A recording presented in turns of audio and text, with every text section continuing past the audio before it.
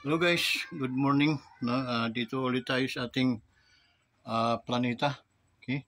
Naghukay ako ng guys, ng ubi. Dami. Original na ubi talaga ito guys. So, yan. Lalaki nito nagka-gutay-gutay dahil sa paghukay. Hindi ko naman iningatan. Pang naman, di naman pambinta eh. Yan na. Okay. Yun. Lalaki yun guys. Okay. Hinukay ko kung hindi yun hindi nagkahuyag-huyag, yan ay ang lalaki. Malaki. Siguro yung mga 10 kilo yan. Hindi lang. Kasi ito nandito, mga 5 kilo. Okay, mga 5 kilo ito, may higit pa. Ubi. Ayan, tinanim ko ito last year. So, 1 year siya. So, on 1 year, ganito kalaki. Gaano kalaki yan. You know? Buo yan. Ano ko na. Tinatamaan ng pala. Yun. Saka yun. Yan. Okay. So, yun guys, maraming salamat sa patuloy niyong pagtangkilik sa atin. At subaybay sa ating YouTube channel, Wonders Motovlog TV. Thank you so much also sa ating mga solid ka-wonders na hindi marunong manakbo, hindi marunong mang-iwan. Okay? Kahit anong nangyari, andyan kayo. So maraming salamat po talaga sa inyo. Tapos puso ako nagpapasalamat at binabati ko kayong advance Merry Christmas to all of you. Blessings pa more para sa inyo. Yun. Guys, once again, gusto kong pa-remind sa inyo na almost 8 na katao yung tumangkilik, no? Yung dalawa ayaw magpabanggit ng pangalan. Nagbigay sila ng $550 US dollars. Okay? So, papasalamat tayo doon. Malaking bagay yun. Makabili tayo ng mga 10 sakong simento. Okay? Sa kanilang dalawa lang. Okay? So, natin yun after Christmas. Natin yung mga i-activate natin, no? Ibabati natin, babasahin natin kung sino-sino yung mga mayroong pusong ginintuan na tutulong sa anumang pag sila ay mayroong sobra sa kanilang mga sariling panggastos ay tumutulong. Lalo na yung mga mayroong talagang mga kayamanan. Okay? So maraming salamat po talaga sa inyo. Okay? Yun, kumustahin din natin, shout out din natin ang ating Pangulo, no? Ating BBM. Okay? Ingat sir, ingat. Pati pamilya po ninyo. Okay? Ingat po kayo palagi. And then, sa inyong lahat, no? Sa iyong mga staffs, okay? Sana mamagitan ka sa lahat ng mga oras pag may mga gusot automatic, sana ayusin mo, mahal naming presidente. Okay? Huwag mong ipahintulot na mag-overlapsing ng mga kapangyarihan. Okay? Isubay mga kamag-anak mo o babypass ka na lang dahil so hindi naman maganda. And then alalahanin natin, mahal na Pangulo, to remind lang, no? Ang laki ng utang na loob natin sa mga Duterte. Sana wag tayong pumikit o magbulag-bulagan o magbingi-bingihan na dapat ipagtanggol mo rin ang pinagkakautangan natin ng loob. Wala tayong utang na loob sa mga NPA, sa mga rebelde, sa mga komunista. Ngunit sila pa nga ay yung mga nasa kongreso na sumisigaw upang hukayin ng iyong ama at ngayon ay tinatangkilik at binabarkada ng iyong pinsan. So doon po nanginginig ang aming mga balahibo, ang aming mga ngipin ay nanglalagot, ika nga, sa pinagagagawa ng pinsan mo. Wala na ba talagang katinuan yung pinsan mo? So yun na, no? Hanggang doon lang ako tumira. So Mahal na Pangulo, no, kung mayroon ka namang pagtingin sa iyong ituring mo kaming kaibigan dahil kami ay supporter mo, ano rin naman ang mga request namin tingin na kaya mo namang ibigay, ay ibigay mo naman para sa amin. So, yun lang. Nagpapatulong lang ako para ma-repair natin, Pangulo, yung yung aming munting kubo. So, kailangan po namin ang iyong tulong, ang iyong suporta naman. Dahil kami ay supporter po naman ninyo. So, yun po, no? Para wala po tayong hinanakit sa isa't isa. Okay? Pasko naman, kung hindi naman Pasko ay hindi ka po makakarinig sa amin na kami ay manghihingi o anuman sa inyo. So maraming salamat, sana ay makaabot sa iyo itong aking vlog at para makita mo na mayroong mga taong handang sa magbuhis ng buhay, sumuporta anumang oras. Okay, dahil ikaw ay isang Marcos. So sana pakinggan mo rin yung hinanaing ng iyong kaibigan, tayo nangangailangan upang to repair this kubo. So alam ko namang mayroon kang kakayanan mag-abot sa mga katulad naming supporter mo. So maraming salamat. Okay? Madam Lisa, no? First Lady, okay? Ingat po kayo, an advance Merry Christmas to you, ma'am. Okay? So sa ating mahal na Vice President, hindi po tayo no Vice, ma'am, hindi tayo balingbing, ika nga. Okay? Ang aming suporta ay 70% po sa inyo, okay? And 30% kay President Marcos. Okay? Pero yung 70% nasa inyo po at 100% naman para kay Pangulong Duterte. So pinabilib ako sa kanyang operasyon, sa kanyang pag-handle ng Pilipinas at yun ay habang kamatayan ko na po ay titingnan ko po na pinakamalaking utang na loob ang kanyang pinagagawa. Hindi dapat siya sinasaktan ng mga anumang mga salita o hindi dapat sa kulungan ang kanyang destiny. Okay? Bibihira mga taong ganyan. Dapat yan ay nakapreserve para sa atin dahil perfecto ang kanyang pagiging isang piloto o kapitan ng bansang Pilipinas. So sir, have long life, no? Advance Merry Christmas to you, sir, and then prosperous, victorious New Year also to your family. Okay? We always pray for your safety, mahal na Pangulo. Okay? So, yun. Maging sa kay Ma'am Inday, no? Kay ating Vice, we ganon din, ma'am. Okay? So, alam ko na 2008 pa ang iyong destiny to Malacanang. We are your supporter also. So, always the Wonders Moto Vlog TV, ma'am, ay nakasubaybay at nasa likuran mo lang. Okay? So, hindi po ako nambambalimbing o uuto, no? Obserbahan na lang po ninyo. Okay? So, yun.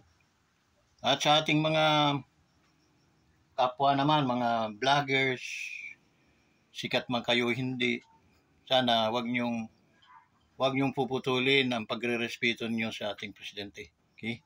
He is the king. He is hinalal siya ng ating bayan for a matter of 31 million votes. So, please respect to our president. Okay?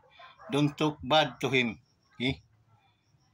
Okay, kung i-address ninyo doon sa pamilya niya o sa mga pinsan, go at susuportahan ko kayo. Pero once na hindi nyo rin na-respeto yung Pangulo, paano nyo rin na-respeto din mga sarili ninyo? What you sow, you reap. That's the biblical ways, no? So, maging kayo. Maging kayo sa bawat mga salita ninyo. Okay? Yung mga hindi naman dapat, okay, hambalusin, ay wag naman. respeto natin. Pero doon sa mga hindi dapat ka-respeto, go! Go, kaysa nyo ako. Kita naman ninyo, ang mga taong hindi ka respeto, maliban lang sa presidente, ay wag na lang po tayo magsalita kung pwede. Okay. Pintahan na lang natin, kumbaga sa baraha. Pero wag na lang tayong magsalita ng hindi, kasi babalik din sa inyo yun. Okay. Mas maganda yung magkaunawaan tayo. Kasi walang-wala tayo sa kalingkingan man lang ng presidente. Okay? So, we respect them. Maybe, matauhan sila kung respeto natin sila. Okay? So, kung talagang may mga hindi na maganda na kailangan ng tiyabugin, tiyabugin natin. Okay? Pero as long as nawala naman pa, ginagawa, kunting respeto naman. Okay? So, maraming salamat, guys. Hindi ko po kayo kaaway, hindi ko po sinasabing masasama kayo. Yun lang, nadadala lang po tayo ng ating mga Ako rin, ganun naman ako eh. Okay? Pag dumali, pag bumalagkas, talagang wagas. Okay? So, yun guys. Dito nga pala, sa may nagsusukat sa kabila, matter mga 460 meters, square meter yung kanilang lupa, yun, sagi. Kabila ako, sa may likod ng kahoy na malaki. Nakita ko nalinis yung, masawkala yung nalinis na, naglilinis na ako doon. And then, kwentuhan kami ng may-ari, babae. Si Manang, yun. Kasi, street lang kasi yun sa likod namin, street doon sa, may nagbibinta ng ulam doon. So, street yung nagsukat sa amin noon, nakamali siya. Alam kong maling-mali yung sukat. Binayaran mo almost 7,000. So, sayang, sukat ka ng hindi tama. Sayang, dapat may tayo na ulitin nila, tama nila. Okay? Hanapin nila yung tama, sukat. Okay? Kasi itong lupang namin ito is almost 400, kulang-kulang 400 square meter. Lumalabas na parang sinlaki lang din ng mga lupang pero mas malawak lang ng kaunti. Lamang tayo ng almost 100 something. So, yun. So, kaya minimaintain ko ito guys para at least And then once na naayos na ito, napaglagyan natin ng dalawang palapag na and then pwede na natin gawing prayer prayer kubo, Please, sa mga kapatiran ng mga Christian, mga hindi ko po kayo pinupursong magbigay ng cash donation. Prayer lang po ninyo, nagpapasalamat na ako doon sa inyong panalangin. Ang sarap po kasi na sino-sinong pastor dadayo dito para manalangin, para mag sila ng sa prayer warrior, nag-aanalangin talaga. And then bubuhuin ko yun, And may ko yun sa Panginoon, hindi naman masama. So bubuhuin ko yun, prayer warrior, para at least makatulong man lang tayo sa mga mananampalataya na umusbong ang kanilang mga pananampalataya. So ganun lang kasimple guys. Hindi naman ako nagaan na maging humawak pa ng church. Okay na sa akin yun. Okay? Yung nagkaroon ako ng prayer garden, prayer kubo. So, masaya na ako noon habang kami nananalangin. Ang sarap in one accord. Nanalangin kayo araw-araw. Praying without ceasing. Ngayon, mayroon. Bukas, mayroon din. Sunod-sunod na. May mga naka-schedule ng mga churches, ng mga pastors na dadayo dito upang manalangin. Ang sarap. Okay? Hallelujah. So, yun. Because tayo lang, sa panalangin lang, nagkakaroon ng changes. Okay? Yung mga circumstances, from negative to positive, kakaroon ng, katugunan. So, that's why, we need that. Kailangan natin yun. So, ministry din yun. Okay? Ministry. Okay? And then, kunting tulong sa mga pastors, sa mga member na walang-wala, hindi na makakain. Okay? So, napakaano naman yun na guyi, pero mga gutom naman sila. Okay? So, hindi yun ano, kasi ang ating Panginoon ay Jehovah Jireh. Okay? He is the provider. So, that's why we need to show the world na yung mga Christianos o believer ay hindi nagsasuffer sa gutom. Okay? We are more than enough yung blessings ng Lord para sa atin. So, maging maging sa mga karamdaman din. Wala pong mga anak ng Diyos na may mga karamdaman. Amen? So, agree with me because God is a great healer. Okay? So, there's something wrong if nakita nyo nagsusumuka ka ng dugo, okay? Hirap kang there's something wrong behind. Why? So, tutuklasin natin yung through prayer din, and then the solution is always ahead of that time. So, magkakaroon tayo ng magandang motivation sa mga believer and then between unbeliever. So, guys, hanggang dito na lang. Maraming salamat po talaga sa inyo, no, sa mga kapwa ko, mga tao na handang tumulong sa anong oras. To be honest with you guys, matter of mga a year na mahigit na wala pa akong income sa vlogging. Because there is quota, may quota, 1,000 subscriber. Okay? And then, kailangan views, yung ganon, makadami ng views. So, before ka kumita sa YouTube, to be honest with you, nasa 500 plus pala. Okay? Kasi hindi naman kayo natulong sa akin para at least, maghanap ng subscriber guys, bilang mga kaibigan ko. Okay? And then, siguro, may mga paraan ng Diyos. Tulad yan, nangangailangan tayo na pagandahin i-repair yung ating dampa. So, kindly share your blessings to us right now. Okay? So, our, through GCash na lang guys. Okay? 0946 093 8342. Okay? 0946 0993-8342. Yun ang ating GCash number. Okay?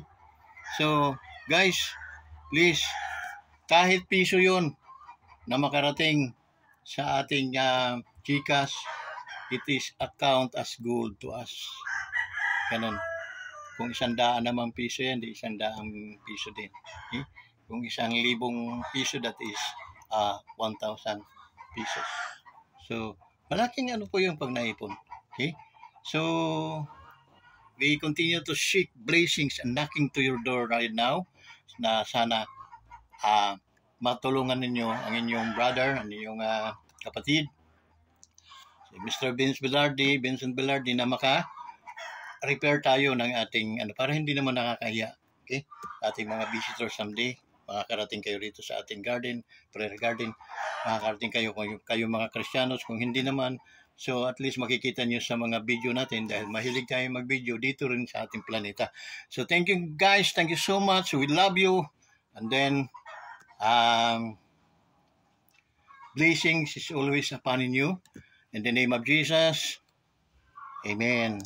Thank you guys. Bye-bye.